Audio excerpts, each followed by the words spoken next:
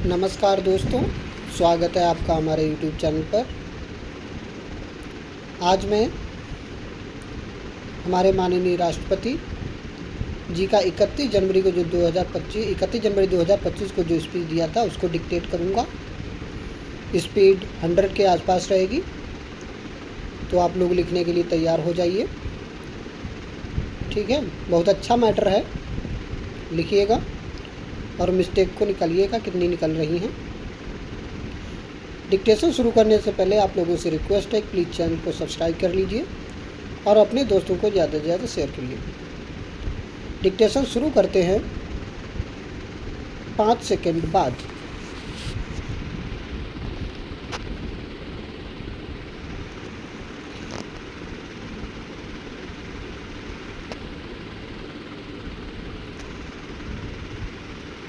माननीय सदस्यगण, संसद की इस बैठक को संबोधित करते हुए मुझे हार्दिक प्रसन्नता हो रही है। अभी 2 माह पहले हमने संविधान को अपनाने की 75वीं वर्षगांठ मनाई है और कुछ दिन पहले ही भारतीय गणतंत्र ने 75 वर्षों की यात्रा भी पूरी की है।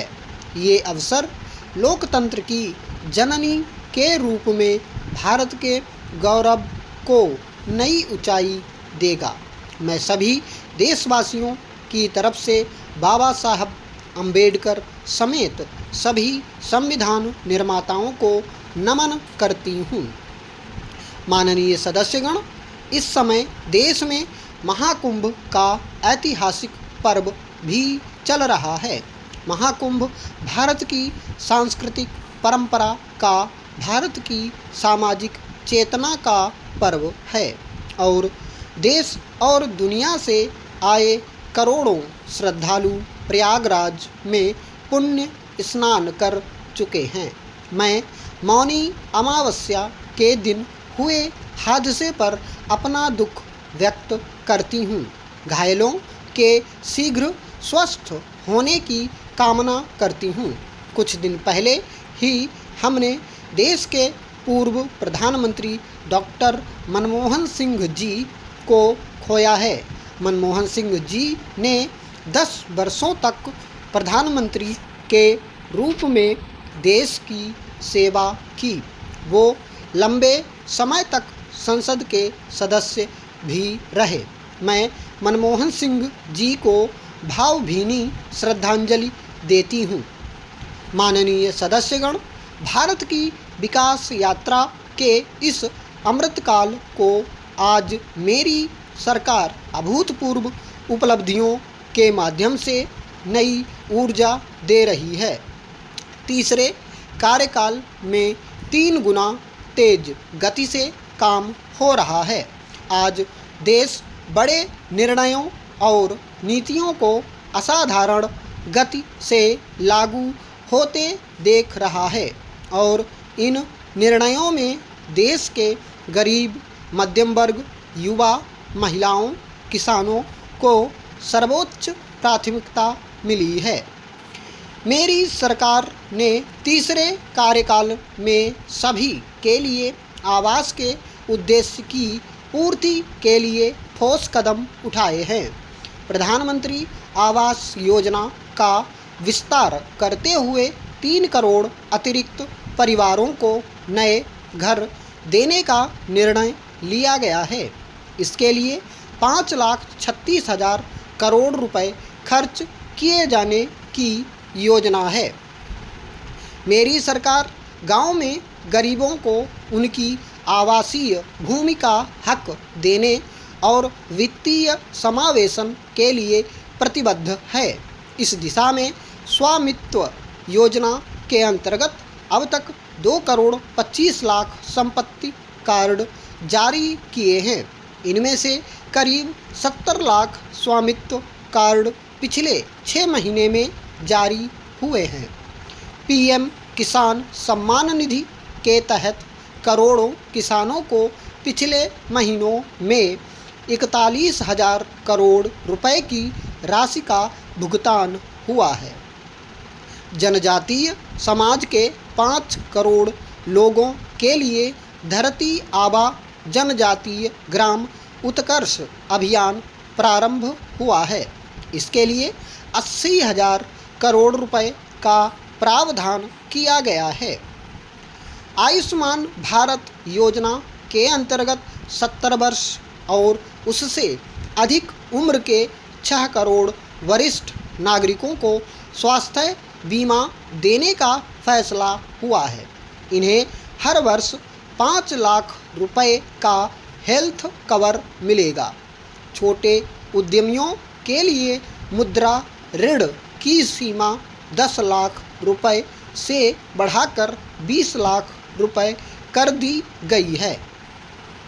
मेरी सरकार ने युवाओं की शिक्षा और उनके लिए रोजगार के नए अवसर तैयार करने पर विशेष फोकस किया है।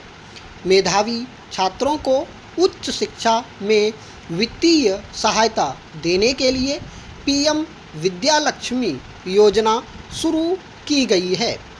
1 करोड़ युवाओं को शीर्ष 500 कंपनियों में इंटर्नशिप के अवसर भी दिए जाएंगे। पेपर लीक की घटनाओं को रोकने और भर्ती में पारदर्शिता सुनिश्चित करने के लिए नया कानून लागू किया गया है। सहकार से समृद्धि की भावना पर चलते हुए सरकार ने त्रिभुवन सहकारी यूनिवर्सिटी की स्थापना का प्रस्ताव स्वीकृत किया है। सरकार ने प्रधानमंत्री ग्राम सड़क योजना के चौथे चरण में 25,000 बस्तियों को जोड़ने के लिए 70,000 करोड़ रुपए स्वीकृत किए हैं।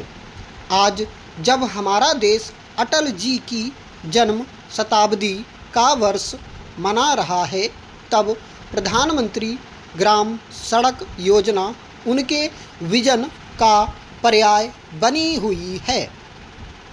देश में अब 71 वंदे भारत, अमृत भारत और नमो भारत ट्रेन चल रही हैं, जिनमें पिछले 6 माह में ही 17 नई वंदे भारत और एक नमो भारत ट्रेन को जोड़ा गया है।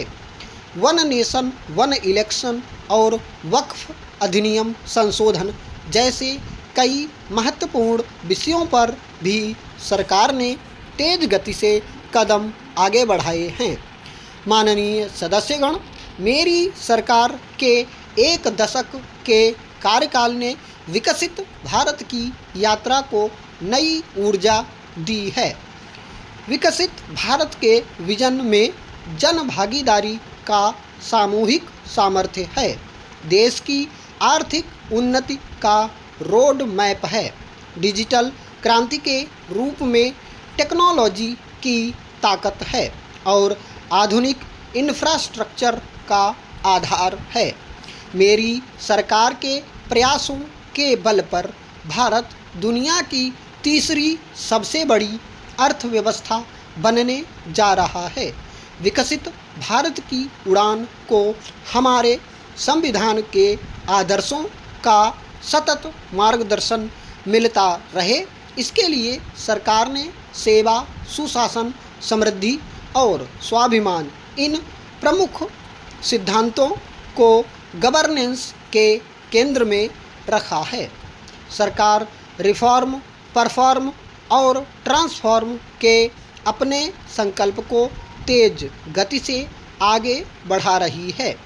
मेरी सरकार का मंत्र है सबका साथ, सबका विकास, सबका विश्वास और सबका प्रयास, और इस मंत्र का एक ही लक्ष्य है, विकसित भारत का निर्माण। माननीय सदस्यगण, जब देश के विकास का लाभ अंतिम पायदान पर खड़े व्यक्ति को भी मिलने लगता है, तभी विकास सार्थक होता है। यही अंत्योदय की वो भावना है जिसके प्रति मेरी सरकार संकल्पित रही है। गरीब को गरिमापूर्ण जीवन मिलने से उसमें जो सशक्तिकरण का भाव पैदा होता है, वो गरीबी से लड़ने में उसकी मदद करता है। स्वच्छ भारत अभियान के तहत बने 12 करोड़ शौचालय, प्रधानमंत्री उज्ज्वला योजना के तहत निःशुल्क दिए गए 10 करोड़ गैस कनेक्शन, 80 करोड़ ज़रूरतमंदों को राशन, सौभाग्य योजना, जल जीवन मिशन जैसी अनेक योजनाओं ने गरीब को ये भरोसा दिया है कि वो सम्मान के साथ जी सकते हैं।